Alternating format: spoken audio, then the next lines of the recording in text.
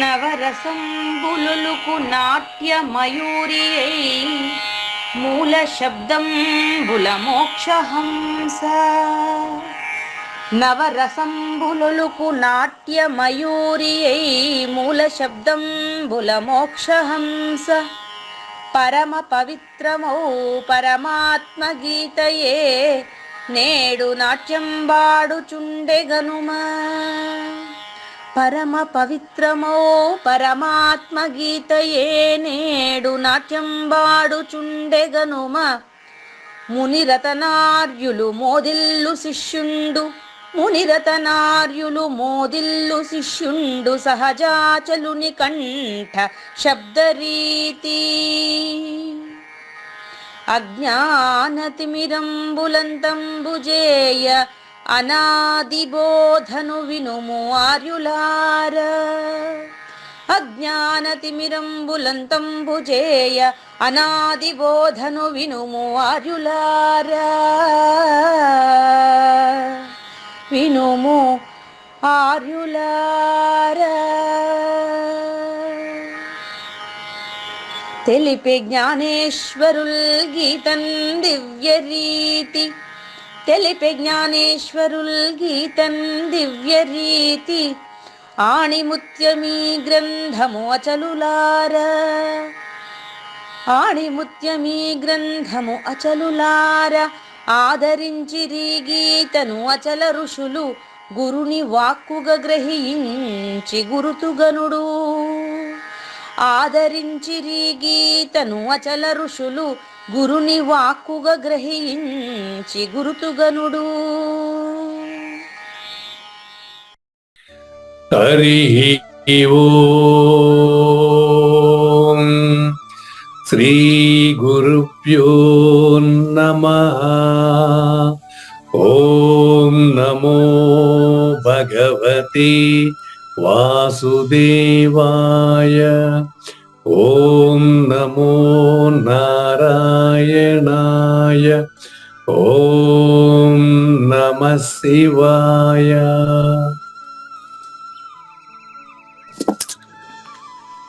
ఈ గీతా జ్ఞానజ్ఞ కార్యక్రమం మొదలైన నిన్నటికి 933 రోజులైందండి. ఈ రోజు 934 రోజు.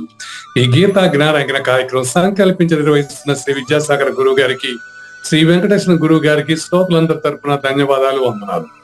ఈనాటి కార్యక్రమంలో పాల్గొన్న ఆత్మస్వరూపులైన శ్రోతలందరికీ కైవల్యాసనం తరపున, అలాగే శ్రీ శివరామ దీక్షితుల వారి అచల యూట్యూబ్ ఛానల్ తరపున హృదయపూర్వక స్వాగతం, వందనాలు. కార్యక్రమం ప్రారంభించాలని గురువు గారిని కోరుతున్నాను. సర్వము గురువుమయము, సర్వము గురువుమయము. భవరోగ వైద్యుడతడని తెలియుము. సకల విద్యల నిలయము దక్షిణామూర్తి అతడని తెలియుము. మూగవాని మాటను, ఈ మూగవాని మాటను శ్రోతలు కోటలు దాటించును. గురుకృపా సిద్ధితోనే నేనెంత ఆనందమొందినానో. నిజయోగి శ్రీకృష్ణుడు నిజ భక్తుడైనట్టి అర్జునుండు. వీరి సంవాదామృతం జనుల రమణ పాలిట అమృతం. వేద వ్యాసుడు దీనిని జనుల యద వికసించునట్లుగాను మహాభారతమందున వెలిగించే కోటి సూర్యుల వెలుగుతో. నిత్య సత్య శాశ్వతమైన పరిపూర్ణంలో లేఖనగా మనకు తెలియబడుతున్న పవిత్రమైన శ్రీమద్ భగవద్గీత జ్ఞానేశ్వరీయ జ్ఞానయజ్ఞంలో 934వ రోజు, సెప్టెంబర్ 2023 సెప్టెంబర్ 23వ తేదీన శ్రీకృష్ణ దేశికేంద్రుల 42వ కందపద్యంతో శ్రోతలందరికీ సాదర స్వాగత సుమాంజలి. శ్రీ గురుభ్యో నమః. శ్రీమద్భాగవత కృష్ణదేశిక ప్రభులు రచించిన 292 కందార్థ దరువులు సంపూర్ణంగా జ్ఞాన యజ్ఞంలో రోజుకొకటి చొప్పున వ్యాఖ్యానించబడిన విషయం శ్రోతలకు విదితమే. ఈ కందార్థ దరువులను రచించిన 19 సంవత్సరాల వరకు అవి ముద్రణకు నోచుకోలేదని, వాటిలోని నిగూఢ భావాలను మరింత స్పష్టం చేస్తూ రచయిత క్షరాక్షరోపాధి ద్వయదోషరహిత పరమతత్వ కందములు 261 రచించారని, తదుపరి సద్గురు శుభాశీస్సులతో ఈ రెండూ కలిపి ఒకే పుస్తకంగా ముద్రించారని పెద్దలు చెప్పగా విన్నాం. పుస్తకం ఇప్పుడు మన భక్తులతో చాలా మంది దగ్గర ఉంది. ఈ కందపద్యాలు భగవద్గీతకు ఉత్తర గీత వలె సద్గురు భక్తులకు కందార్థ దరువులలోని ఎన్నో సమస్యలకు సమాధానమై విలసిల్లుతోంది. ఎంతో ఉపయోగకరమైనటువంటి ఈ కందపద్యాలను రోజుకు ఒక్కొక్కటి చొప్పున వివరించాలని అడిగిన ప్రత్యక్ష శ్రోతల కోరిక మేరకు జ్ఞానయజ్ఞంలో శ్రీకృష్ణ పరమాత్మ సందేశానికి ముందే ప్రతిరోజు కృష్ణ ప్రభువుల దర్శనం మహద్భాగ్యంగా భావిస్తూ ముందుకు వెళదామా? అట్టిది ఇట్టిది అనరా నట్టిది బయలను చుదలసి ఆ మీదట, నీ వట్టిది ఇట్టిది అనరా నట్టిది బయల నినదాని నరయకు మెప్పుడున్. ఇక్కడ నీవు అనేది ప్రధానమైనటువంటి చోటు అండి. నీవు అనేదానికి 41 కందపద్యాల సారాంశాన్ని తెలిసిన నీవు అని అర్థం అండి. అట్టిది ఇట్టిది అనరా నట్టిది ఎలా ఈ మాట ఎక్కడి నుంచి వచ్చిందంటే 40 కందపద్యాలకు సూచన పూర్తయినటువంటి సత్యశుడికి లేని అనే పదం స్టార్ట్ చేసింది 40లోనే. అంతకుముందు లేని ఎరుక అని ప్రారంభంలో చెప్పినటువంటి మాటే ఇది. బోధ ప్రారంభంలో పరమ పురుషుడును లేనిది ఎరుకయు కలదరసి అని చెప్పారు. ఉన్న పరిపూర్ణంలో ఎరుక లేనిదని విచారించి ఎరుక లేదని చూసిన నిన్ను వదులు అనేది ప్రారంభం. దాన్ని మరిన్ని ఉదాహరణలతో స్పష్టంగా వివరించి 39వ కందపద్యానికి స్ఫూర్తి చేశారు. 40లో నిర్ధారణ చేశారు. 41లో లేదని చూపించారు. ఎట్లా? లేని నీవు లేని స్థానంబును అంటే సృష్టికి కారణమైన వస్తువుని పరిపూర్ణ ఆధారం అని చెప్పకూడదు. మళ్ళీ చూడండి, సృష్టికి కారణమైనటువంటి వస్తువే పూజారి వెంకటేశం. వీటిని తీసుకొని పోయే అచల పరిపూర్ణం దీనికి ఆధారం అని చెప్పకూడదు. అది స్వతసిద్ధం. ఇది అబద్ధపు గుర్తు, స్వయం ప్రకాశం. స్వతసిద్ధము గనుక అందులో ఇది లేదు. అందులో లేనిది ఉన్నట్లు భ్రమించబడుతుంది కాబట్టి దీనికి అది ఆధారం కాదు. కాబట్టి లేని నీవు నేనైనా నువ్వైనా ద్వయమే. నేను మాట్లాడాలన్నా మేను కావాలి, మీరు మాట్లాడన్నా మేను కావాలి. మేను లేకుండా మాట్లాడతామా? మాట్లాడలేము. అందుకని నాయన పరిపూర్ణం ఇట్టిదే అని 41వ కందపద్యంలో స్పష్టంగా తెలుసుకున్నారు కదా. సాక్షి, సత్యము, జ్ఞానము, ఆనందము ఏం చెప్పినప్పటికీ సృష్టికి కారణమైన వస్తువుతో మాట్లాడాల్సిందే తప్ప అందులో మాట్లేదు. కాబట్టి నువ్వు ఏం చెప్పినప్పటికీ దాని గురించి నేను తెలుసుకున్నాననేది సత్యం కాదు అని 41. తెలిసిన తర్వాత ఎట్టుండాలి నువ్వు అనేది 42. తెలిసిన తర్వాత నువ్వు అట్టిది ఇట్టిది అనరానట్టిది బయలు. ఏం తెలిసింది మనకు? అట్టిది ఇట్టిది అంటే అర్థం ఏంటంటే పూజారి వెంకటేశం అనే అబద్ధపు గుర్తు చేత. క్లియర్గా అర్థమవుతుందా? చూడండి, పూజారి వెంకటేశం అనే అబద్ధపు గుర్తు చేత, శూన్యపు గుర్తు చేత ఏ మాత్రము తెలుసుకునేదానికి వీలు లేకుండా ఉండేదే బయలు. అది గుర్తెరగదు, దాన్ని దీంతో గుర్తెరిగేదానికి కాదు. ఎట్టి నిర్ణయములు చేయదది. అది స్వతసిద్ధమైన పరిపూర్ణము. అందులో లేకతోచినటువంటి అబద్ధపు గుర్తే మాట్లాడుతూ ఉండేది అనుచు తెలిసి. ఏమనుచు తెలిసి అందులో బాగా గమనించండి. దీనికి మూలం లేదని తెలుసండి. పరిపూర్ణములో ఎరుకకు మూలము లేదని తెలిసి, అంటే తెలిసి అనేదానికి అది అర్థం. ఆ మీదట అంటే తెలిసిన తర్వాత ఉండేటువంటి నువ్వు, తెలిసిన తరువాత అవగాహన అయినటువంటి నీవు, ఈ నీవు అనే పదం ప్రధానమని నేను ప్రారంభంలోనే చెప్పాను. ఈరోజు 42వ కంద పద్యంలో నీవు అనేది ఏంటినంటే పై విధముగా గుర్తించిన నీవు. 40 కంద పద్యాలు పూర్తిగా అవగాహన చేసుకొని సద్గురువుని చేరి విచారించి గురువు ద్వారా కృష్ణ ప్రభు తత్వాన్ని, గురుతత్వాన్ని తెలుసుకున్న నీవు, విచారించిన నీవు, సచ్చిదానందము భ్రాంతి ఏనని తెలిసిన నీవు, ఆ విధంగా గుర్తించినటువంటి నీవు ఇంకా నువ్వు అట్టిది ఇట్టిదని నువ్వు గన తెలుసుకునే ప్రయత్నం చేసావంటే ఇంకా నువ్వు తెలుసుకోలేదని అర్థం. కాబట్టి తెలుసుకున్న దానికి ప్రూఫ్ ఏంటి అంటే చెప్తాడు. ప్రూఫ్ చూడండి, తెలుసుకున్న దానికి ప్రూఫ్ చూడండి. దానిని అంటే పై విధంగా గుర్తించబడినటువంటి పరిపూర్ణాన్ని అరయకు మెప్పుడు, అది కదా చివరి పదం. అరయకుము అంటే పరిపూర్ణాన్ని కాదు నువ్వు పరిశీలించాల్సింది, అందులో ఎరుక లేదని తెలిసినను వదిలి ఉండాలి. ఈ వదిలి ఉండాల్సింది ఎట్ట అనేది తర్వాత పద్యానికి వస్తుంది. దానిని అరయకుము అంటే పరిశీలించు. కానీ అరయు అని చెప్పాడు ప్రారంభంలో. అరయడము అంటే పరిశీలించడము, వెరిఫికేషన్, పరిశోధన. అరయడం అంటే అది, ఈ అరయడం అనేది భారతంలో నుంచి తీసుకున్నారు కృష్ణ ప్రభు. కారమతింగవీంద్రులు ప్రసన్న కథా కలితార్థ యుక్తిలో నారసిమేలు.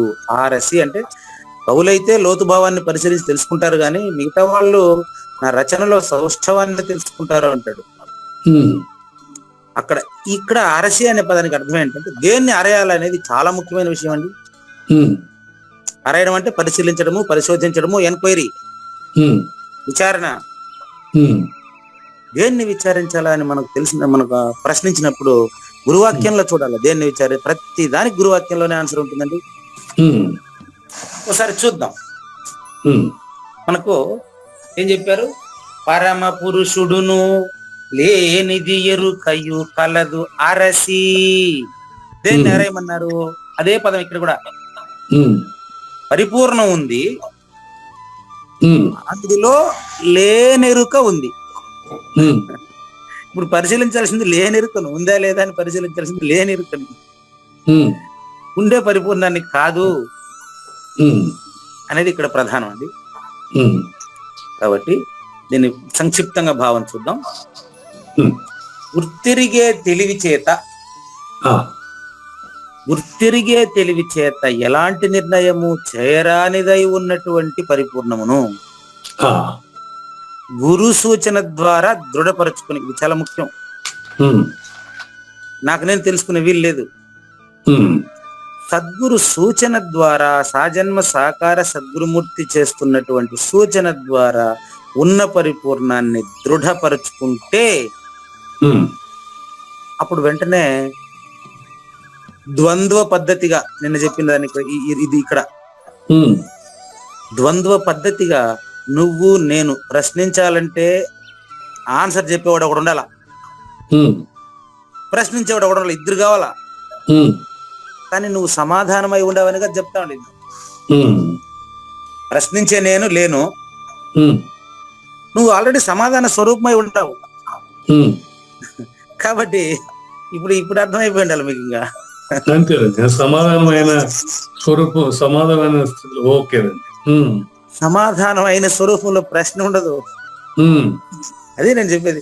మీరు ఎప్పుడైనా ప్రశ్నిస్తారనుకోండి, నేను చెప్పేది ఆన్సర్ మీ నుంచే. సద్గురు వాక్యం అంటే ఎక్కడనో కాదు, ఆయన మీలోనే. మీలో ఎవరైతే ప్రశ్నించారో ఆయన నుంచి సమాధానం చెప్పి ఇప్పుడు అర్థమైంది అని ఎప్పుడు అంటారు? ఎవరికైతే అర్థం కాలేదో వాళ్ళకే అర్థమయ్యేది కూడా. కాబట్టి ఈ పరిపూర్ణమును గురు సూచన ద్వారా దృఢపరచుకున్నప్పుడు ద్వంద్వ పద్ధతిగా గుర్తిరుగుతున్నటువంటి నీవు నేను అనేటువంటిది గాని పిండము బ్రహ్మాండము అనే గుర్తు గాని, ప్రత్యేగాత్మ పరమాత్మ అని గాని ఈ ద్వంద్వ రీతిగా ద్వయ పద్ధతిలో గుర్తెరుగుతున్నటువంటి మూలము లేని ఈ గుర్తెరిగే శరీరాన్ని వదిలి ఉంటే సరిపోతుంది. ఆ వదిలి ఉండడం ఎట్లా అనేటువంటి విషయాన్ని మనకు తర్వాత 43వ కంద పద్యంలో తర్వాత ఎపిసోడ్లో తెలుసుకుందామండి. రచయితకు ధన్యవాదాలు తెలియజేస్తూ మనం ఇప్పుడు జ్ఞాన యజ్ఞం 934 రోజు రెండవ భాగంలో దైవాసుర సంపదలో అసుర సంపదలో ఉన్నాం. అసుర సంపదలో 9వ శ్లోకం. ఎవరిని గురించి తెలుసుకుంటున్నాం మనం 9వ శ్లోకంలో అంటే నష్టాత్ములను. నష్టాత్ములు ఈరోజు హెడ్డింగ్ నష్టాత్ములు అన్నమాట. శ్రీ భగవానువాచ ఏతాం దృష్టిం అవష్టభ్య నష్టాత్మానో అల్పబుద్ధయః ప్రభవంతి ఉగ్రకర్మాణః క్షయాయ జగతో అహితాః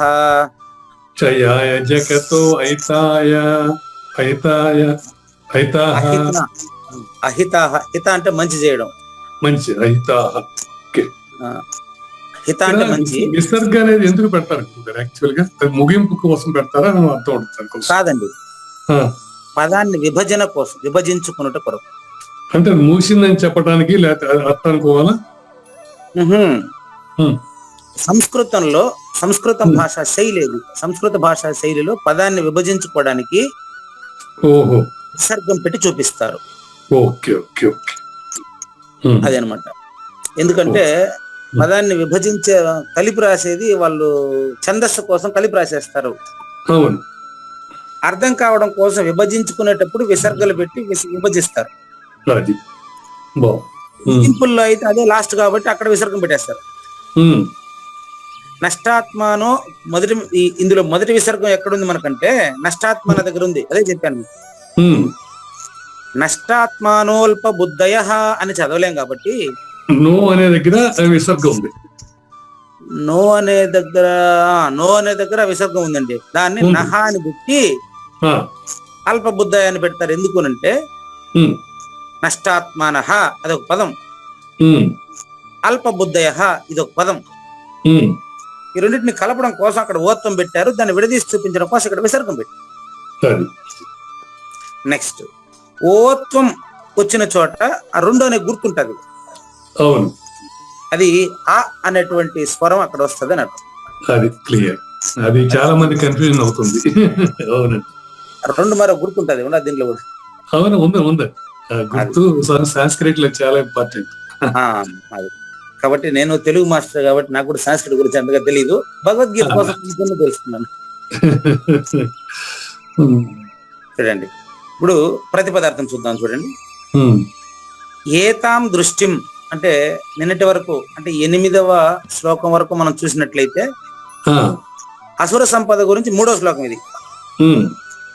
మొదటిదేంటి? ప్రవృత్తించ నివృత్తించ జనాన విదురాసురాహ శౌచం నాపిచాచారో నా సత్యం తేషు విద్యతే. వీళ్ళకు శుభ్రమైన ఆలోచన, శుచి, శుభ్రత, ఇది చేయదగిన పని, ఇది చేయకూడని పని కానీ అనేటువంటి ఆలోచనే ఉండదు. వీళ్ళు అజ్ఞానులు.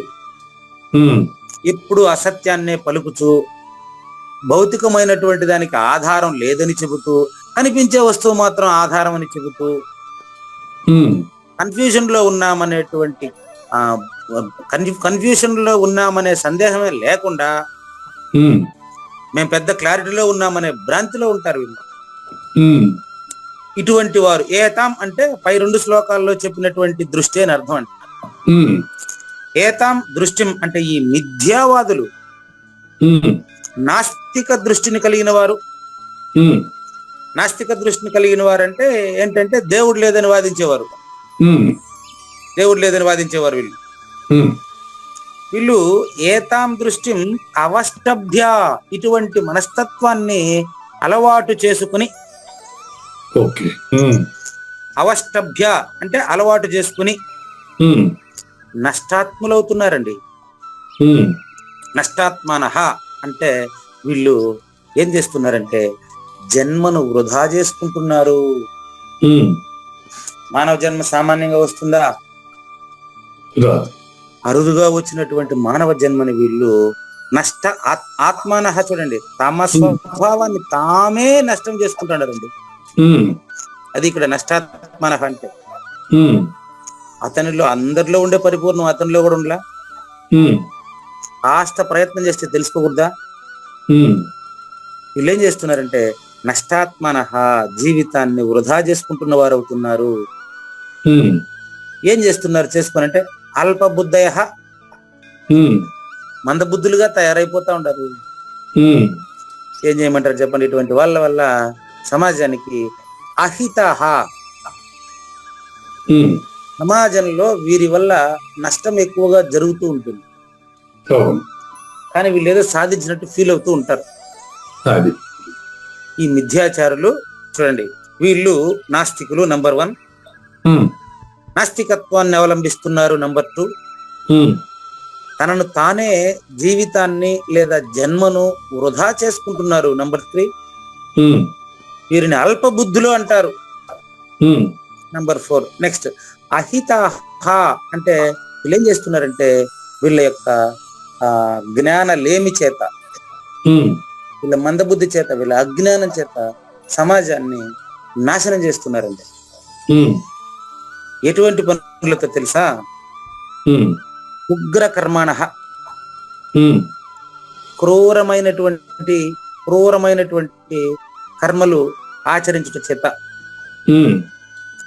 జగతః క్షయాయ, జగత్తు యొక్క వినాశనము కొరకే, సమాజంలో నష్టం కలిగించేదానికి ఇటువంటి వాళ్ళు ఖచ్చితంగా ఒక క్లాస్ కి 4-5 మంది వస్తా ఉంటారు. నా జీవితంలో 23 ఏళ్ళుగా చూస్తానే ఉండదు.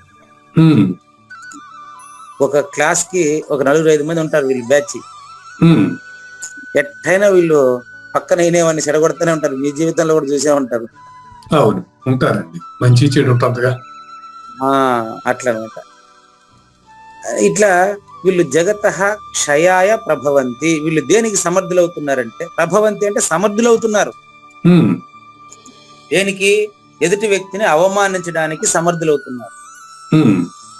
10 మందిలో వీళ్ళేదో సాధించామని ఫీల్ అవ్వడానికి సమర్థులవుతున్నారు. కాబట్టి అసంబద్ధమైన ఇటు మిథ్యావాదం చేత ఈ యొక్క భౌతికవాదులు, వీళ్ళనేమంటారు? భౌతికవాదులు, హేతువాదులు కాదు. భౌతికవాదులు అంటే దీన్ని బట్టి అర్థం చేసుకోండి, అది విషయ ప్రపంచంలో మునిగిన వాళ్ళు అంతేదా. సైన్స్ మాత్రమే వీళ్ళకి నిజం, అంతే. ఆధ్యాత్మికం అబద్ధం వీళ్ళకి. వీళ్ళు ఆధ్యాత్మికాన్ని నమ్మరు. కాబట్టి నాస్తికుల్ని గురించి కూడా భగవద్గీతలో చర్చించుకుంటారు అనేటువంటి విషయం నాకు మీ వల్లే అర్థమవుతాను. అంటే అర్థం ఏంటంటే ఈ నాస్తిక లక్షణాన్ని మనం కలిగి ఉండకూడదు అని అర్థం. ఇప్పుడు నాస్తికుల్ని మనం డిబేట్ పిలవని అవసరం లేదు. నాస్తికుల్ని డిబేట్ కి పిలిచేవాడు ఆస్తికుడు అనుకుంటాడు కదా, ఆ పని అవసరమే లేదు. ఎందుకంటే ఆస్తికుడు పోయి నిజంగా ఆస్తికుడు అయితే వాడిని పిలవాల్సిన అవసరం ఏముంది నాయన?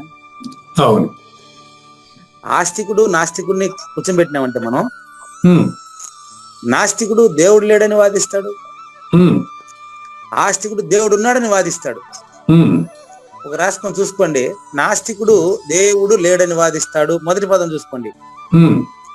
ఆస్తికుడు దేవుడు ఉన్నాడని వాదిస్తాడు, రెండో వాక్యంలో మొదటి పదం చూసుకోండి. ఏమంటారు? చూసినారా? గమనించినారా? మళ్ళీ చెప్పేదే నాయనే కాదండి. చూడండి, నాస్తికుడు వాదించే వాక్యం చూడండి, దేవుడు ఇట్లా చెప్తున్నారా? ఓకే, శ్లోకంతో కనెక్ట్ చేస్తారా? ఓకే అండి, ఎట్లయినా చూసుకోండి. దేవుడు లేడు నాస్తికుడు అండి, దేవుడు ఉన్నాడు ఆస్తికుడు అండి. వీళ్ళిద్దరి వాదనలో మొదటి పదం ఏంది? దేవుడు. మరి రెండిట్లోనూ దేవుడు ఉన్నాడు కదా, ఇప్పుడు వాదం అవసరం ఏముంది? కాబట్టి లేడు అని వాదించే పని లేదు, ఉన్నాడని వాదించే పని లేదు. ఎందుకంటే వీళ్ళిద్దరూ లేకపోయినా దేవుడు ఉన్నాడు. కాబట్టి నిత్య సత్య శాశ్వతమైన స్వతసిద్ధమైనటువంటి దైవానికి ఒకరు వాదిస్తేనే ఉన్నాడా, ఒకరు వాదించకపోతే లేడా? కాబట్టి వీళ్ళు ఏం చేస్తారంటే అసంబద్ధమైన ఇట్టి మిథ్యావాదము చేత భౌతికవాదులు నాస్తికులు ఆత్మను గూర్చి తలంపరు. ఇంకొకటి ఆస్తికుడు కూడా ఆత్మను గురించి తలంచిన అవసరం లేదు, గుర్తుపెట్టుకోండి. ఎందుకంటే నిజమైన ఆస్తికుడు అయితే నాస్తికుడితో వాదించడు. అది విషయం ఇక్కడ. ఆస్తికుడైనా నాస్తికుడైనా ఇద్దరిలోనూ ఉండేది ఒకే విధమైన దైవమా, రెండు రకాలు ఉన్నాయా? ఒకటే దైవం. మరి ఇంత స్పష్టంగా ఉండేటప్పుడు ఆ వాదన ఏంటికి? కాబట్టి భగవంతుని అస్తిత్వాన్ని మరి అనుమానించేవాడు లేక లేదని వాదించేవాడు నాస్తికుడైతే, ఉన్నాడని వాదించే ఆయన ఆస్తికుడు. వాదం అవసరం లేనివాడు పరిపూర్ణుడు. అది ముఖ్యమైన పాయింట్. కాబట్టి వాళ్ళు మందబుద్ధులు, అందరికి వాళ్ళు అపకారం చేసే క్రూరులు. వాళ్ళని వాదానికి పిలిచి చర్చ పెట్టుకోవాల్సిన అవసరం లేదు. వారి శక్తి సామర్థ్యాలు పూర్తిగా ప్రపంచ వినాశనానికే పనికొస్తుంది. లేకపోతే రాజ్యాంగంతో పోలుస్తారండి భగవద్గీతని. ఏడకపోయేది నేను. రాజ్యాంగం అనేది ఒక కాలంలో ఏర్పడిందండి. భగవద్గీత ప్రబోధ కాలాతీతం కదా. భగవద్గీత పుస్తకం కాలంలో వచ్చింది అనుకుంటే భగవద్గీత పుస్తకం అనేది కాలానికి సంబంధించింది కాదండి. అందులో చెప్తాడు కదా, ఈ 4వ అధ్యాయం మొదటి శ్లోకంలో చెప్తారండి, గీత అంటే ఒక పుస్తకం కాదండి. భగవద్గీత అంటే అది సాక్షాత్తు మూర్తి భవించిన జ్ఞానం అండి. అది ఇమం వివస్వతే యోగం ప్రోక్తవాన్ అహం అవ్యయం. సృష్టికి ముందు జ్ఞాన సూర్యుడికి చెప్పబడిందండి. ఆ జ్ఞాన సూర్యుడికి చెప్పిన శ్రీ మహావిష్ణువు సాక్షాత్తు వికార రహిత విష్ణువు పరిపూర్ణుడు వచ్చి ఇప్పుడు మనకు బోధిస్తూ ఉండేదండి భగవద్గీత. రాజ్యాంగం కాలంలో ధర్మబద్ధంగా సమాజం నిర్వహించడం కొరకు రాసుకున్నది రాజ్యాంగం అండి. కలియుగంలో పరిపాలన కోసం అంబేద్కర్ గారు దీన జనుల్ని ఉద్ధరించడానికి రాసింది రాజ్యాంగం అండి. రాజ్యాంగం భౌతిక పరిపాలన కొరకు, భగవద్గీత అంతరంగిక పరిపూర్ణ దృష్టి కొరకు. కాబట్టి రాజ్యాంగం గొప్పదే, కానీ రాజ్యాంగం కాలములోనిది. కాలానుగుణంగా భగవద్గీతలో చెప్పినటువంటి సమానత్వం లోపించడం వలన, భగవద్గీతలో చెప్పినటువంటి మమాత్మ సర్వభూతాత్మ అనేటటువంటి సిద్ధాంతము లోపించడం వలన కొన్ని వందల సంవత్సరాల తరువాత భగవద్గీత బోధించబడిన కొన్ని వందల సంవత్సరాల తర్వాత సమాజం ఎట్లెట్లో ఉంటే అందులో అంబేద్కర్ అనే ఒక వ్యక్తి వచ్చి ఈ దీన జనుల్ని పేదల్ని ఉద్ధరిద్దామనే ఉద్దేశంతో రాసుకునింది రాజ్యాంగం. ఇది పరిపాలన కొరకు. కానీ భగవద్గీత అనేది కాలానికి అతీతమైంది. భగవద్గీతలో సూత్రాలని పాటించడానికి సమానత్వం కోసం ఆయన రాసింది రాజ్యాంగం. కాబట్టి భగవద్గీతను రాజ్యాంగంతో పోల్చవలసిన అవసరం లేదు. వారికి అంటే ఎవరికి అంటే ఈ నాస్తికులకి పూర్తిగా ప్రపంచ వినాశనానికి ఉపయోగపడే తెలివి మాత్రమే ఉంటది వాళ్ళకి. మరి ఈ విషయాన్ని మనం జ్ఞానేశ్వరి ఎలా ఎక్స్ప్లెయిన్ చేస్తారో చూద్దాం. 9వ శ్లోకం చూడండి. ఈ రీతిన తీసుకోండి, జ్ఞానేశ్వరి భగవద్గీత తీసుకోండి. ఇప్పుడు నాగేశ్వరరావు గారు రైట్ చూడండి. ఈ రీతిన ఈశ్వరుని ద్వేషించుట వలన భౌతికవాదులు నాస్తికులు ఈ ఆసురీ జనులు వ్యర్థముగానే నోటితో వచింపరాని మాటలు అంటుంటారు. పలకరాని మాటలు పలుకుతారు. అయినప్పటికీ వారికి ఏదైనా ఒక విషయము మనస్సున నిశ్చితముగా ఏర్పడిందని గాని లేదా మరొక సిద్ధాంతానికి సంబంధించిన వారని గాని చెప్పలేము. ఎందుకంటే వాళ్ళు చెప్పేటువంటి సిద్ధాంతం కేవలం భౌతికమైన నామరూపాలకు సంబంధించిందిగానే ఉంటది. నేను కరెక్ట్ గా చెప్పేసేది వాళ్ళ గురించే. నాస్తికుడు 24 మరుపులో ఉంటాడు. ఆస్తికుడు 25, జ్ఞాతగా ఉంటాడు. సృష్టిని గురించినటువంటి ఆ కారణమైన వస్తువు అపరోక్షం అయి ఉండేవాడు ఆస్తికుడు, లేక 25 మరుపులో ఉండేవాడు నాస్తికుడైతే, ఎరుకలో ఉండేవాడు ఆస్తికుడు. వీళ్ళిద్దరికీ సంబంధం లేకుండా అంతటా ములుగు చెందడానికి సంధి లేకుండా ఉండేవాడు పరిపూర్ణుడు. క్లియర్ కూడా చూడండి. లోకులు అంటే వీళ్ళు ఈ నాస్తికులండి, బహిరంగంగానే వీళ్ళకి ఒక పేరు పెట్టారు జ్ఞానేశ్వరి, పాషండులు. పాషండవాదాన్ని నెలకొల్పి, పాషండ మతం అంటే కూడా నాస్తికులే, పాషండ మతం అనేటువంటి ఒక అభిప్రాయాన్ని నెలకొల్పి ఉన్నారు. విన్నాం మనం కూడా యూట్యూబ్ లో. నేను నాస్తిక సంఘానికి అధ్యక్షుడు అంటాడు ఒక ఆయన. దాన్ని బట్టే ఖుషి సినిమా తీశారు. కాబట్టి వీళ్ళు బహిరంగంగానే ఒక వాదాన్ని, ఒక యూనియన్ ని నెలకొల్పి జీవుల శరీరమున నాస్తికత్వం అనే ఎముకను గుచ్చి ప్రజల్లో దేవుడు లేడనే వాదనను బాగా వీళ్ళు ఇంజెక్ట్ చేయడానికి ప్రయత్నం చేస్తారట. ఒక నిందనీయమగు పట్టణమును నెలకొల్పుతారు. నిందనీయం అనమాట అది. ఇట్టి స్థితిలో వాళ్ళకి ఇంకా సమాజంలో చెప్పబడినటువంటి నీతి సూత్రాలు వాళ్ళు పాటించరు. స్వర్గము నరకము అనేటువంటి రెండు ఎందుకు పురాణ గ్రంథాల్లో చెప్పబడిందంటే, మనుషులలో పాప భీతి ఏర్పడాలి, సమాజానికి నష్టం కలిగించకూడదు, అందరూ ధర్మంగా ప్రవర్తించాలనే దాని కోసం ఏర్పాటు చేసినటువంటి వాటిని లెక్క చేయడు. స్వర్గము పట్ల ఆదర భావము అంటే మంచి పనులు చేయడం పట్ల ఆదర భావం చూపించడు. నరకమును గురించి భీతి గొల్పేటువంటి మనోవృత్తి అనేటువంటి అంకురమే రాలి భస్మమై ఉంటాయి వాడికి. వాడికి పాప భీతి ఉండదు. అసలు పాపము పుణ్యం అనేటువంటి వాటి విచక్షణే ఉండదు అతనికి. ఈ విచక్షణ సత్వగుణం వల్ల వస్తుంది. వాడు ఎప్పుడు రజోగుణానికి తమ గుణానికి సంబంధించిన వాడు కాబట్టి వాడికి ఈ యొక్క ఆలోచన రాదు. కాబట్టి సకుడు అయినటువంటి కావూరి నాగేశ్వర ప్రసాద్ గారు కొద్దిగా జాగ్రత్తగా మీరు విన్నట్లయితే వీళ్ళని గురించి చెప్తా ఉండేటువంటి ఆ పోలికలు ఎంత ఎంత నీచంగా ఉన్నాయో గమనించండి. ఆ ఆసురి ప్రజలు మురికి గుంటను పోలి ఉండేవారు. మురికి గుంట జ్ఞానేశ్వర చెప్తున్నాడండి, మళ్ళీ నన్ను ఇన్వాల్వ్ చేసుకున్నారు. ఆ ఆసురి ప్రజలు మురికి నీటి గుంటను పోలి ఉండేవాళ్ళు. ఈ శరీరంలో చిక్కుకొని ఈ శరీరంలో మాట్లాడుతున్నటువంటి సమయంలోనే వాళ్ళు ఆ శరీరంలో, మీరే చెప్పారు ఇంతకుముందు, విషయములనే బురదలో బంధించబడి ఉన్నట్టుగా చూడండి. వాళ్ళు విషయములు అనే బురద వాళ్ళది. అంటే శబ్ద స్పర్శ రూప రసగంధాలకు బంధితులైన. మరి అటువంటి వాళ్ళకి మనం చెప్తే ఎట్టింటారు, లేనిదే ఉన్నట్టు భ్రమింపజేస్తుంది, భ్రమరూపమైనట్టి ఎరుకకు ఉనికేది అని ప్రశ్నించినాం అనుకోవాలి. నేను వాడు చెప్తాడు అనమాట, ఇదే కదా ఎరుకకు ఉనికి, ఉండదు కదా, పదార్థం ఉంది కదా, నామరూపాలతో ఉంది కదా, ఇదే నిజం అంటాడు. కాబట్టి వీళ్ళు శబ్దస్పర్శ రూపరసగంధాలనే విష వలయంలో వాళ్ళు, అది విషయం కాదు, విషమని వాళ్ళకి తెలియదండి.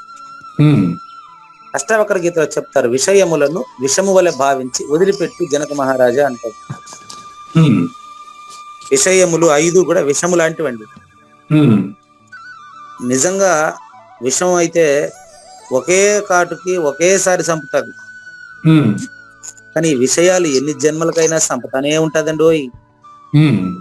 కాబట్టి వాళ్ళు ఆ విషయ వలయం అనే బురదలో బంధించబడి ఉన్నట్లుగా మనకు కనిపిస్తారు. ఆస్తికుడు వెళ్ళి వారితో వాదన చేయకూడదు. ఆస్తికుడు పరిపూర్ణ గురువుని ఆశ్రయించి జన్మరహిత జీవన విధానాన్ని గడపాలంతే. అందరినీ మార్చేయలేం మనం. సాధన సంపద కలిగి నీ దగ్గరికి వస్తేనే చెప్పాలా, అంతేగాని తగుదనమ్మా అనేసి వాళ్ళని కూర్చోబెట్టుకొని మైకుల్లో వాళ్ళకి వీళ్ళకి కలిపి ఇద్దరికి డిబేట్ పెడితే ఊరికే ప్రపంచ సమాజంలో గలాటదా అవుతుంది అంతే. వాళ్ళతో వాదన అవసరం లేదు. అదండి. కాబట్టి వీళ్ళు ఎలాంటి వాళ్ళు అనే దాన్ని కొంచెం ఎక్స్ప్లెయిన్ చేస్తారు జ్ఞానేశ్వరి. చూడండి, ఏదైనా ఒక జలాశయము అంటే ఒక చెరువులో నీళ్ళు ఎండిపోతా ఉంది అనుకో, దాని యందు నివసించేటువంటి ఆ చేపలకే ఇంకా కొద్దిగా నీళ్ళే ఉంది, ఇంకో 4 రోజులు పోతే ఎండిపోతుంది అనుకో. అప్పుడు ఆ చేపల్ని చూసి ఆ పల్లె ప్రజలు వచ్చి ఏక త్రితుల గురీతిన వాళ్ళని ఇటు చూడండి అంటాడు జ్ఞానేశ్వరి. నేను మీకు ఇందాక వాళ్ళతో వాదన పెట్టుకోవద్దన్నాను కదా, అయితే వాళ్ళని ఎటు చూడాలంటే ఇటు చూడాలంట. మీరే చెప్పండి, కొద్దిగా నీళ్లు తక్కువ ఉండేటువంటి చెరువులో చేపలు ఎక్కువ ఉన్నాయనుకో, నీళ్ళు తగ్గిపోయినాయనుకో, ఎవరైనా పట్టుకోకపోయినా ఆ చేపలకి పోగాలం దాపురించింది, అంతేనా కదా? అవునండి. కాలమా పోగాలమా? కాలంలోనే పోగాలం, 2 పదాల్లోనూ కాలమే ఉండేది. కాలంలో తయారైనటువంటి ఆ చేపలు ఇంకా కొద్ది రోజులు పోతే పాపం ఈ చేపలన్నీ చచ్చిపోతాయి కదా అని విచారం వెలిబుచ్చుతారు అంతే.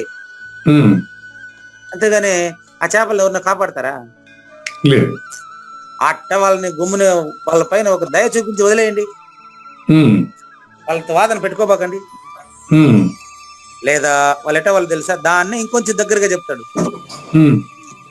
చావు దగ్గరకు వచ్చేసినప్పుడు హాస్పిటల్లో ఏం చెప్తారు మనకు? ఏమయ్యా బతికే ఉన్నాడు కదా, ట్రీట్మెంట్ చేయి అంటాం మనం.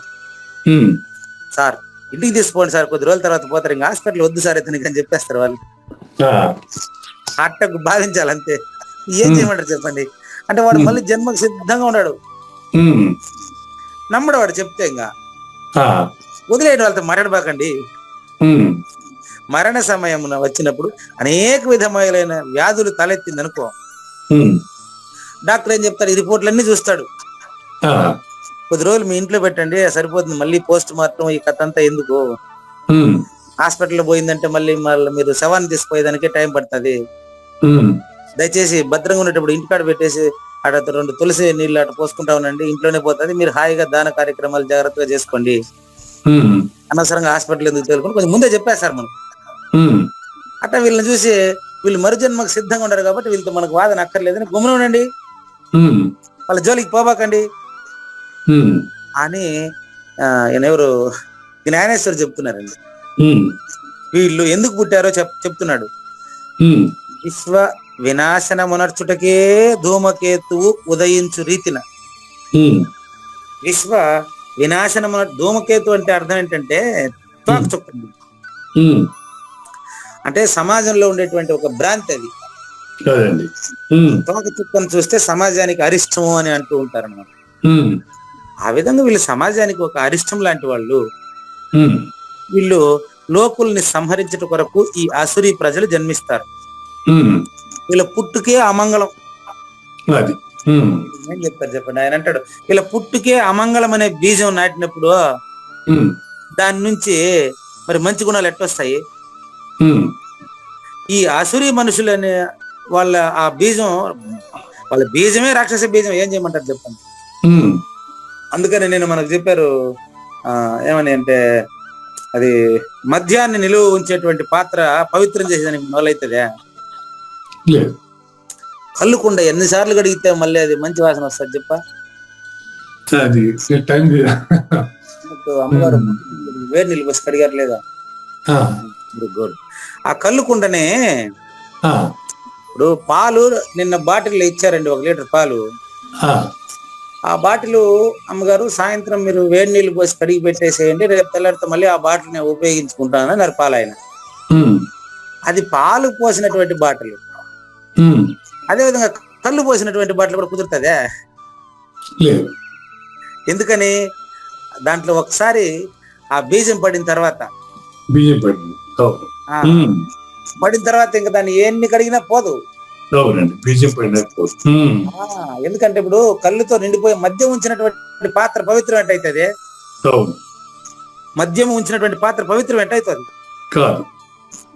కాబట్టి వీళ్ళు ఎట్లాంటి వాళ్ళు అంటే, అగ్ని ఒకసారి ఇప్పుడు అడవిలో ఒక్కొక్కసారి మన ప్రమేయం లేకుండా అంటుకునేస్తారు. అడవిలో ఒక్కొక్కసారి చెట్టుకు చెట్టు రాసుకొని ఆ అగ్ని స్టార్ట్ అయిపోతుంది. ఉమ్, ఇంకా దానికి తెలీదు ఏమేమి కాలుస్తున్నామో, ఎన్ని ప్రాణాలు తీస్తున్నామో దానికి తెలియదు. తెలీదు. ఉమ్, వీళ్ళు కూడా అంతే, ఉమ్, ఉమ్, ఏం ఆలోచించరు. ఉమ్, అగ్ని మనడం ప్రారంభించినప్పుడు వెనక ముందు ఆలోచించకుండా కాల్చుకుంటా పోతుంది. అంతే. అగిల్లో ఉన్నాడు, కోపంలో ఉన్నాడు, ఒకటే. ఉమ్, ఏం వేసినా కాలుస్తుంది. ఉమ్, అగ్ని మండుతా ఉండేటప్పుడు ఉమ్, అందులో మామూలు కట్టెలు పెట్టినా కాలుతుంది, భగవద్గీత పుస్తకం వేసినా కాలిపోతుంది. అవునండి. అది దానికి ఓహో ఇది పవిత్రమైన భగవద్గీత కదా, దీన్ని కాల్చకూడదు, దీన్ని నాలో వేయబాకండి అని మనకు చెప్తాదే. ఇక విశేషం అనేది దానికి ఉండదు. అట్ట వీరి కథ, అట్ట వీరి కథ. ఉమ్, ఈ రీతిన వీరు కూడా తమ ఇష్టం వచ్చిన రీతిన ప్రవర్తిస్తారు. ఉమ్, నీతి విరుద్ధమైన ఆచరణ చేస్తుంటాడు. ఉమ్, కానీ నేను నీతి విరుద్ధమైన ఆచరణ చేస్తున్నాను అని వాడికి తెలుస్తుందే? లేదు. వాడికి తెలీదు. ఉమ్, ఈ విషయం గురించి కూడా కొద్దిగా ఒక్క బిందువు అంతా కూడా ఆలోచించడం ఉమ్, ధోరణే వాడిది. ఉమ్, ఇక వీరు తమ ఈ నింద్య ఆచరణమును గురించి, ఉమ్, నింద్య ఆచరణ, వీళ్ళ ఆచరణ ఎలాంటిది? నింద్యమైన ఆచరణ. ఉమ్, అంటే సమాజము ఏవగించుకునేటువంటి రకంగా ఉంటది వీళ్ళు. ఉమ్, పూర్తిగా కోరిక పైనే ఉంటారు వీళ్ళు. ఉమ్, తన మనసులో అనుకున్న కోరిక తెచ్చుకునేటువంటి ఆ మైండ్ లో సెట్ లోనే ఉంటాడు వాడు. ఉమ్, ఈ నింద్యాచరణ గురించి ఎంత అభిమానముతో అభినందనమును ప్రశంసను వస్తారో వీళ్ళు. ఉమ్, అది రైట్ అంటాడు వాడు, ఉమ్, నేను చేస్తాను రైట్ అంటాడు వాడు. ఉమ్, ఇప్పుడు ఎంత స్పష్టంగా చెప్తాడు చూడండి, ప్రశంసను వస్తారో. అది కూడా ఇప్పుడు తర్వాత శ్లోకంలో శ్రీకృష్ణ భగవానుడు ఎక్స్ప్లెయిన్ చేస్తారు చూడండి. ఉమ్, ఏమంటారంటే, కానివ్వండి చూడండి, కామమాశ్రిత్య దుష్పూరం కామం ఆశ్రిత్య దుష్పూరం దంభమాన మదాన్వితాః దంభమాన మదాన్వితాః మోహాద్ గృహీత్వా అసద్గ్రాహాన్ ప్రవర్తంతే అశుచివ్రతాః ప్రవర్తంతే అశుచి వ్రతాః. ఆ రెండు లాగా చూడండి, శుచి సు ముందర. అవునండి. అందుకని అశుచి అంటే అసహించుకునే గుణములు కలిగినటువంటి వాళ్ళు వీళ్ళు. అది వాడేమంటాడు, అది రైట్ అంటాడు. కామమాశ్రిత్య దుష్పూరం దంభమాన మదాన్వితాః మోహాద్ గృహీత్వా సద్గ్రాహాన్ ప్రవర్తంతే అశుచివ్రతాః. అంటే వీళ్ళు దంభ మాన మదముతో నిండినవాడు. దంభము మానము అంటే మనం ఈ అధ్యాయంలోనే చూసాం కదా. దంభో దర్పో అభిమానశ్చ క్రోధః పారుష్యమేవ చ అజ్ఞానం చాభిజాతస్య పార్థ సంపదమాసురీం. 4వ శ్లోకం. వీడు దంభి, దంభము దురభిమానము దీంతో కూడినవాడు కాబట్టి వీడికి అగ్నికి ఎట్లయితే నెయ్యితో మండుతున్న అగ్నిని ఆర్పలేమో వీడి కోరికను కూడా మనం అట్లా ఆర్పలేము. వీడి కోరిక ఎలాంటిదంటే దుష్పూరము. ఈ దుష్పూరము నీకు 3వ అధ్యాయం శ్లోకం నెంబర్ 39లో ఉండదు చూడండి. దుష్పూరం అంటే వీళ్ళ కోరిక ఎలా ఉంటుందో అక్కడ అర్జునుడు అడిగిన ప్రశ్నకు ఎక్స్ప్లెయిన్ చేస్తా. దుష్పూరము అంటే 3వ అధ్యాయం 3వ అధ్యాయం అండి. ఇది 2వ అధ్యాయం అనుకుంటా. ఇదే దుష్పూరేణ అనలేనచ చూడండి. అంటే చిత్రం ఏంటంటే ఆవృతం జ్ఞానమేతేన జ్ఞానినో నిత్య వైరిన కామరూపేణ కౌంతేయ దుష్పూరేణ అనలేనచ. అనలం అంటే అగ్ని. మండుచున్న అగ్గికి నెయ్యి పోసి కంట్రోల్ చేస్తావా? అది కథ. సినిమాల చిత్రీకరిస్తారు వీడిని. వీడికి పతనం వైపు ప్రయాణిస్తున్నాను అని వాడికి తెలియదు. కాబట్టి దుష్పూరము అంటే కోరికలు తీర్చి తీర్చి తీర్చి కోరికను పూరిస్తారా? లేదు. ఇప్పుడు మోహం చేత ఎన్ని కోరికలు తీరినప్పటికీ పక్కన కోరిక పుడతానే ఉంటుంది, ఇంకొంచెం సంపాదించాలంటారు. ఎంత అంటే వాడికి తెలిస్తే కదా, ఎంత వాడికి తెలియదు. కాబట్టి దుష్పూరము అంటే నింపశక్యము కాని, మండుచున్నటువంటి అగ్గిని నెయ్యితో కంట్రోల్ చేసినట్లు వీడికి జ్ఞానం అనేది, అంటే అంతటా ములుగుచు సంధి లేకుండా ఉండే పరిపూర్ణం వీడిలో ఉన్నప్పటికీ వీడి యొక్క అజ్ఞానం చేత దాన్ని మరిచిపోయి వీడి అజ్ఞానాన్నే వీడు ప్రదర్శిస్తున్నాడు. ఎట్లా? కామరూపేణ. ఎప్పుడైతే కామాన్ని ఆశ్రయించాడో, కామరూపేణ కౌంతేయ, కౌంతేయ అంటే సంబోధన, కామరూపేణ అనే పదంతోనే మనకి ఈ 10వ శ్లోకం మొదలైతే చూడండి.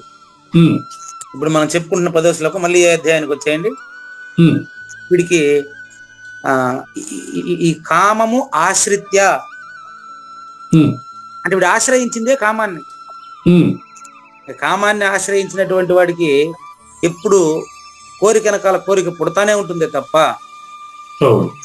వీడికి ఫుల్ స్టాప్ అనేది ఉండదు. ఫుల్ స్టాప్ పెట్టే ప్రయత్నం మనం కూడా చేయకూడదు. వాడయ్యి సాధనా సంపదతో వస్తేనే మనం చెప్పడం మొదలు పెట్టాలా, లేకపోతే మనం వాడిని కంట్రోల్ చేసే ప్రయత్నం మనం చేయకూడదు. చాలా ఇంపార్టెంట్ ఇది. కాబట్టి కామం ఆశ్రిత్య అంటే వాడు కోరికనే ఆశ్రయించాడు కనుక. ఎందుకండి ఆశ్రయించాడు కోరికనే? మోహాత్, భౌతికవాది కనుక. ఎందుకు కోరిక ఆశ్రయించాడు? మోహాత్ అజ్ఞాన కారణము. అజ్ఞాన కారణం మిథ్యా సిద్ధాంతాన్ని నమ్మున్నాడు కాబట్టి మిథ్య అయిన ప్రపంచాన్ని నమ్మాడు, అది నిజం అంటాడు. మోహం అంటే మిథ్యను నమ్మడమే అంతే. అవునండి, మోహము అంటే మిథ్యను నమ్మడమే అంతేనండి. నిజానికి ఇప్పుడు ప్రపంచానికి కారణం లేదు, సైన్సే కారణం అన్నటువంటి వాడు ఏమంటాడంటే ప్రపంచానికి ఉండేటువంటి కారణాన్ని నమ్మి ఉన్నాడని అర్థం. అంతేనండి. కాబట్టి అజ్ఞాన వశంలో కనిపించే వస్తు సౌకర్యాలను నిజమనుకుంటున్నాడు కాబట్టి అసద్గ్రహాన్, మిథ్యా సిద్ధాంతమైన అసద్గ్రహాన్ అంటే మిథ్యా సిద్ధాంతమైన పాషండ మతములను నమ్మి, గృహీత్వ అంటే అవలంబించి దాంట్లో చేరి అదే పనిగా దాన్ని డెవలప్ చేస్తాడు. మళ్ళా దానికి ఒక యూనియన్, దానికి మతాలు, దానికి ఒక కట్టుబాట్లు అన్ని ఉన్నాయి. దానికి కూడా డ్రెస్ కోడ్ అన్ని ఉన్నాయి. నల్ల డ్రెస్ వేసుకుంటారు వాళ్ళు, ఏ డ్రెస్ కూడా చూడండి, అది సంకేతం. అది నల్ల సొక్కాయి, నల్ల జెండా, అది దాని పేరు కూడా అది. ఎందుకంటే నల్ల సొక్కాయి అజ్ఞానానికి చిహ్నం, వాళ్ళే పెట్టుకున్నారు పాపం. నలుపు అజ్ఞానానికి చిహ్నం, అజ్ఞానానికి గుర్తుగా వాడతారు కదండి. కాబట్టి అవలంబించి అంటే ఆ సూత్రాన్ని ఆ యూనియన్ లో చేరతాడు వాడు. అన్ని శాస్త్ర విరుద్ధమైన మాటలే పలుకుతాడు, శాస్త్రం అంతా అబద్ధం అంటాడు. అశుచి వ్రత, ఇప్పుడు అశుచి వ్రత అంటే శాస్త్ర విరుద్ధములైనటువంటి భ్రష్ట ఆచారాన్ని ఆచరిస్తూ ఉంటాడు. ప్రవర్తంతే అశుచి వ్రత ప్రవర్తంతే, భ్రష్టమైనటువంటి ఈ యొక్క ఆచారాన్ని వాడు, నాస్తిక సిద్ధాంతాన్ని ఆచరిస్తూ ఉంటాడు. మనం సంక్షిప్తంగా భావం చూద్దాం చూడండి. దంభము, దురభిమానము, మదముతో కూడినటువంటి అసుర సంపద కలిగిన వాళ్ళు యుక్త అయుక్తములను మరిచి ఇది చేయదగిన పని, ఇది చేయరాని పని అనేటటువంటి ఆ విచక్షణ జ్ఞానమే లేకుండా చూసుకోండి, తమ వాంఛలను, తన కోరికలను తీర్చుకునేదానికి వాడు యూనియన్ పెట్టినాడు. నాకు తెలియదు ఇంతవరకు రహస్యం. పాషండ మతస్థులు నల్ల జెండా, నల్ల సొక్కా వేసుకొని వాళ్ళు కోరికలు తీర్చుకునే ప్రయత్నం, అంటే తను ఏదైతే మనసులో అనుకున్నాడో దాన్ని సమాజంలో నెలకొల్పే ప్రయత్నం. పరిపూర్ణుడు అలా కాదండి. పరిపూర్ణుడు ఒక నిర్ణయం నాస్తి కేవలం నిర్ణయం చేయడు. ప్రపంచం ఉందని నిర్ణయం చేయడు, లేదని నిర్ణయం చేయడు, నాకు తానుగా ఉంటాడు అంతే. ఇప్పుడు ఈ సత్సంగం అనేది దానికంత రాదు, కోరికలు తీసుకునే యూనియన్ లాగా కాదు. కుదరదండి. సత్సంగం అనేది గురువును చేరడానికి మాత్రమే. అంతే, సత్సంగం అనేది ఒక సత్ అనేది తెలిసిపోతా ఉంది కదా, సత్యం తెలుసుకునే కోరిక కాదు. ప్రయత్నమే తప్ప. మంచి ప్రశ్న మీరు. సత్సంగం అనేది సత్యాన్ని తెలుసుకునే ప్రయత్నమే. అంతే, తెలుసుకున్న తర్వాత తెలుసుకున్నవాడు లేదు కదా. అంతే, సత్సంగం అంటే సత్య, అంతే, అంతేనండి. సత్సంగము కూడా అదే, ఇది భగవద్గీతలో క్లియర్ గా చెప్తారండి. ఈ సత్సంగం వల్ల నేను తెలుసుకున్నాను అనకూడదంట. ఎందుకు అనకూడదు అంటే చెప్తారు, నవేద యజ్ఞాధ్యయనైర్నద. ఇదంతా ఆస్తిక కార్యక్రమాలే. ఆస్తిక కార్యక్రమాలతో కూడా సత్యం తెలియబడదు. క్లియర్ చూడండి, నవేద యజ్ఞాధ్యయనైర్నదానైః నచక్రయాభిర్న తపోభిరుగ్రైః ఏవం రూపః శక్య అహం లోకే ద్రష్టుం త్వదన్యేన కురు ప్రవీర. రాత్రి ఒక యజ్ఞం జరిగిందండి. రాత్రి 7 గంటలకు మొదలైందండి. మన తిరుపతి అచల మహాసభలో చేశారు కదా, వారు రాయల చెరువు అనేటువంటి ఒక ఊర్లో శ్రీకృష్ణ గీతా మందిరంలో చేశారండి. అది ఏం యజ్ఞం అంటే, దానికి నన్ను హోస్ట్ గా పిలిచారు.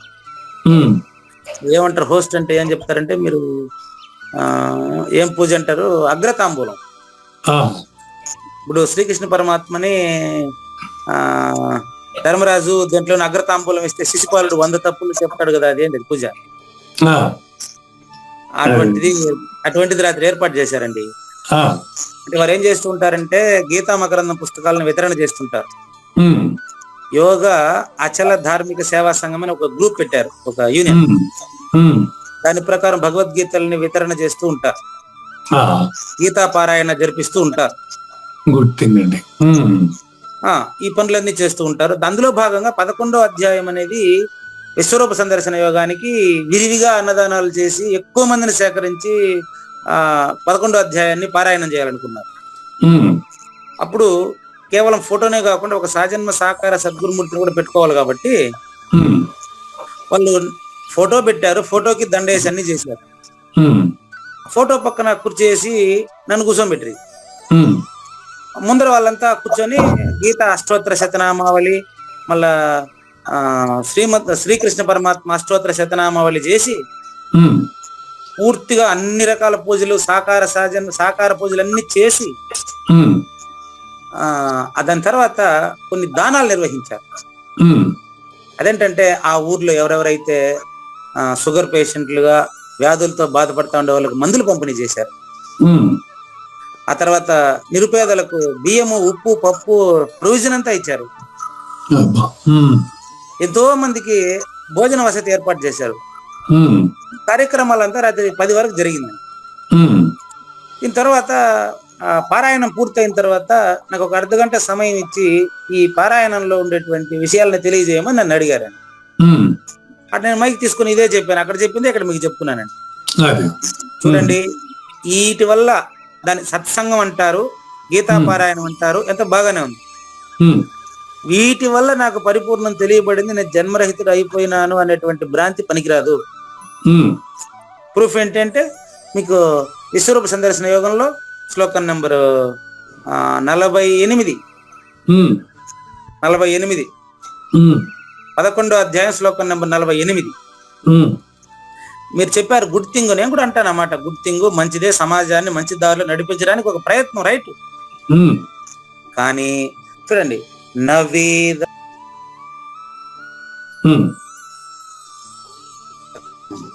నవేద యజ్ఞాధ్యయనైర్నదానైః నచక్రయాభిర్న తపోభిరుగ్రైః ఏవం రూపః శక్య అహం లోకే ద్రష్టుం త్వదన్యేన కురు ప్రవీర. ఉన్న పరిపూర్ణంలో ప్రపంచం లేనిదని, స్వతసిద్ధమైనటువంటి పరిపూర్ణాన్ని యజ్ఞాల చేత, యాగాల చేత, దానాల చేత, పూజల చేత చూసేస్తాననుకోబాకండి.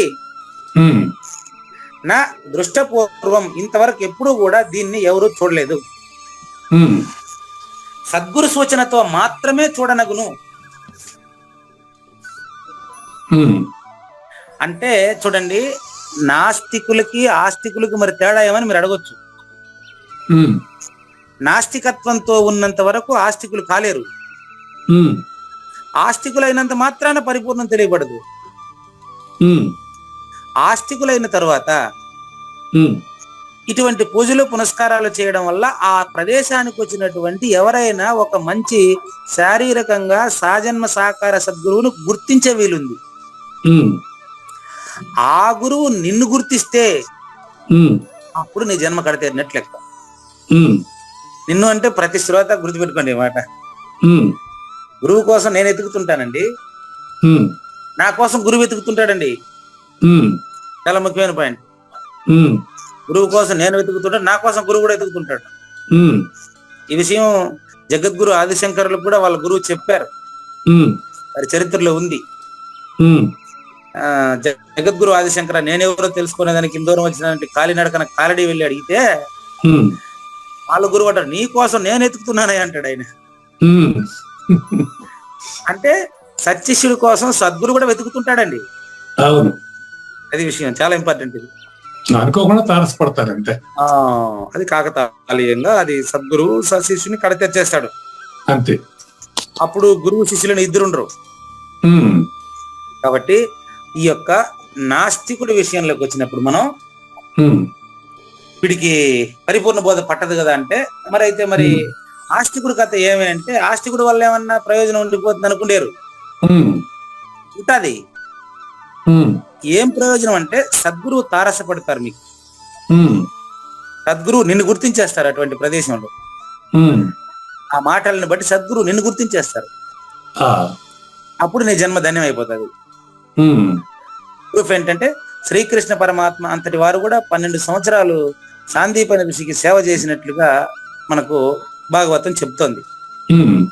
కనుక సాజన్మ సాకార సద్గురుమూర్తి సూచనతోనే జన్మరాహిత్యం తప్ప ఊరికే పరిపూర్ణ బోధలోకి వచ్చి నాస్తికత్వం ప్రదర్శించినంత మాత్రాన కుదరదు అని ఈ యొక్క 10వ శ్లోకం భావం అండి.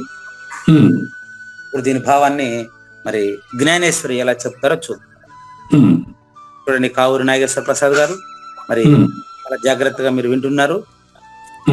ఎంత నీళ్లున్నప్పటికీ ఆ వలను నీటితో నింపగలమా? వల్ల నింపలేం కదా, నీళ్ళు నింపగలుగుతాం కానీ ఖాళీలేగా. అట్టా వీడి కథ. వీడు కామంతో కళ్ళు మూసుకొని పోయినాడు కథ ఇట్ట. ఈ చెవులోంచి ఇంటి ఆ చెవిలో పోతా ఉంటుంది. వాడేమంటాడు, లేదండి కళ్ళు తెరుచుకున్నాను కదా అంటాడు. కళ్ళు వాడు జ్ఞానం అనే కళ్ళు తెరవలే. గురువుగారిని శరణు కోడితే దివ్యం దదామి తే చర్చుకు. గురువు గారు నిజాన్ని చూసేదానికి ఒక ప్రత్యేక దృష్టి ఇస్తారండి. వాడు ఈ కంటితో చూసేదంతా విషయ ప్రపంచం కదా. ఈ కంటితో చూసేది చెట్టుగా ఉంటే కృష్ణ పరమాత్మ విశ్వరూప సందర్శన యోగంలో ఆ మాట ఎందుకు అంటాడు?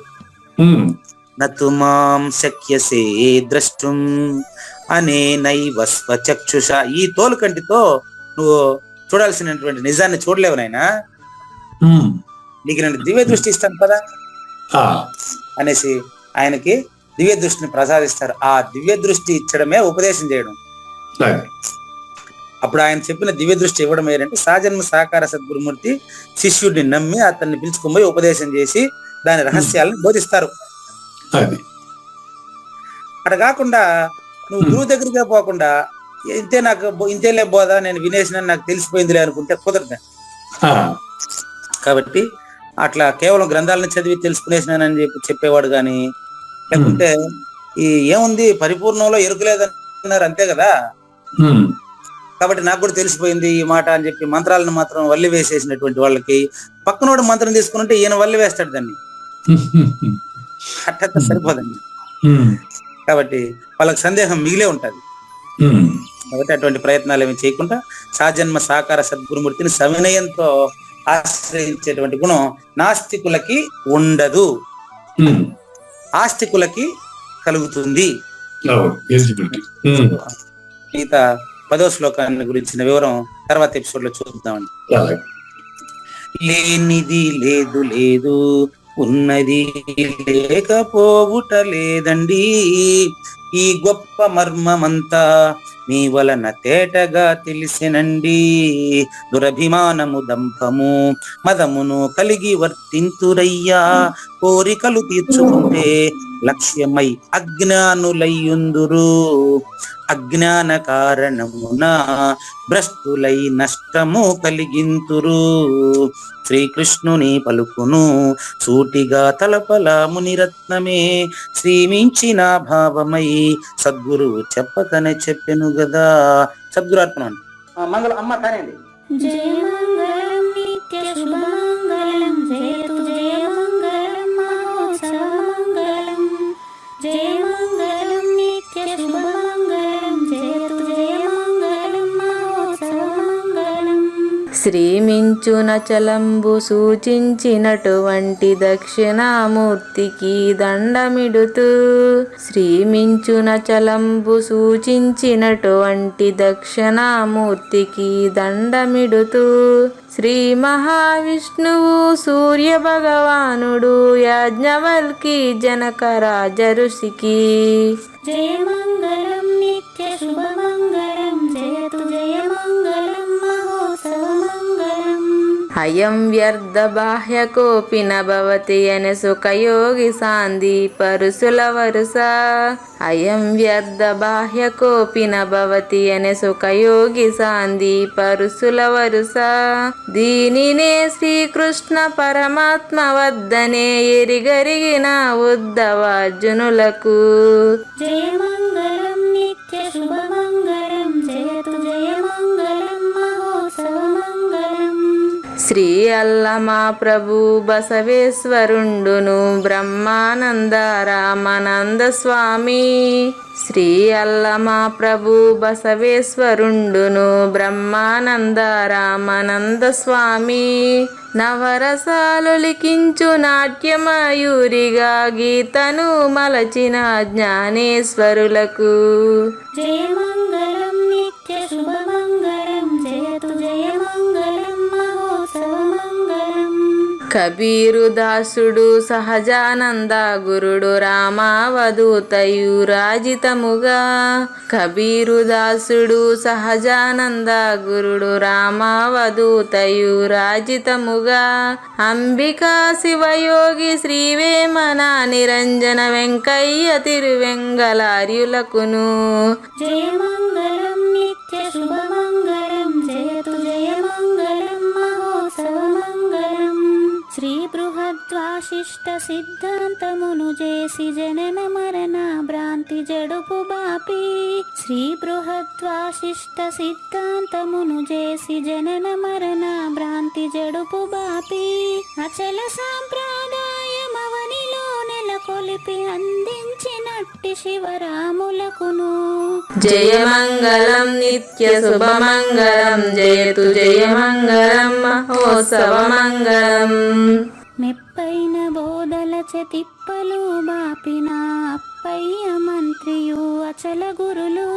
మెప్పైన బోధల తిప్పలు బాపిన అప్పయ్య మంత్రియు అచల గురులు. పరశురామ సీతారామ స్వామి ప్రభులు నరసింహ యోగి గురువర్యులకును. జయ మంగళం నిత్య శుభమంగళం, జయతు జయ మంగళం మహోత్సవ మంగళం. కంద కందార్థముల నందించి బృందముకు రంది పాపిన కృష్ణ ప్రభువునకును. కంద కందార్థముల నందించి బృందముకు రంది బాపిన కృష్ణ ప్రభువునకును. పలుకుల కందనిది పరబయలు ఇది అని పలికిన ఫీల్కాన లక్ష్మణునకు. జయ మంగళం నిత్య శుభమంగళం, జయతు జయ మంగళం మహోత్సవ మంగళం. ఫీల్కాన లక్ష్మణుల ప్రియ శిష్యవర్యుండు అవధూతయని పేరావనియందు. ఫీల్కాన లక్ష్మణుల ప్రియ శిష్యవర్యుండు అవధూతయని పేరావనియందు. పాఠాలు నేర్పించి పీఠాలు ఏర్పరచి శంఖబాపిన వెంకటేశ్వర వధూతకు. జయ మంగళం నిత్య శుభమంగళం, జయతు జయ మంగళం మహోత్సవ మంగళం. బట్ట బయలున ఎరుక పుట్టనే లేదని సింగు ఈ కీలు తెలిపే బట్ట బయలున ఎరుక పుట్టనే లేదని బాలాజీ సింగు ఈ కీలు తెలిపే మూలమూలినట్టు ఎరుకేమి లేదని తెలియజెప్పిన మునిరత్నమార్యులకును. జయమంగళం నిత్య శుభమంగళం జయతు జయమంగళం మహోత్సవమంగళం. నరస్వప్నము వంటి సురస్వప్నమిది అని పరిపూర్ణ దర్శినిని ప్రకటపరచి నరస్వప్నము వంటి సురస్వప్నమిది అని పరిపూర్ణ దర్శినిని ప్రకటపరచి సహజాచల రాజయోగి సద్గురు కృపచ సాంప్రదాయక గురుల సరసన జేరే. జయమంగళం నిత్య శుభమంగళం జయతు జయమంగళం మహోత్సవమంగళం. నిష్కల్మషానంద నిజ గురుని శిష్యుండు లింగమూర్తి లిపిని పొందుపరచి నిష్కల్మషానంద నిజ గురుని శిష్యుండు లింగమూర్తి లిపిని పొందుపరచి కార్వేటి నగరము పురవాసుడైనట్టి పూజారి వెంకటేశునకంకితం విధి. జయమంగళం నిత్య శుభమంగళం జయతు జయమంగళం మహోత్సవమంగళం. జయమంగళం నిత్య శుభమంగళం జయతు జయమంగళం మహోత్సవమంగళం. జై సద్గురు ప్రభు మహారాజ్ కి జై. జై గురుదేవ్ అండి. శ్రోతలందరి తరపున వెంకటేశ్వర గురు గారు ధన్యవాదాలు చెప్తూ శాంతి మంత్రం. పూర్ణమదః పూర్ణమిదం పూర్ణాత్ పూర్ణముదచ్యతే పూర్ణస్య పూర్ణమాదాయ పూర్ణమేవావశిష్యతే. ఓం తత్సత్. ఓం శాంతి శాంతి శాంతి. హరి ఓం. న తద్భాసయతే సూర్యో న శశాంకో న పావకః యద్గత్వా న నివర్తంతే తద్ధామ పరమం మమ.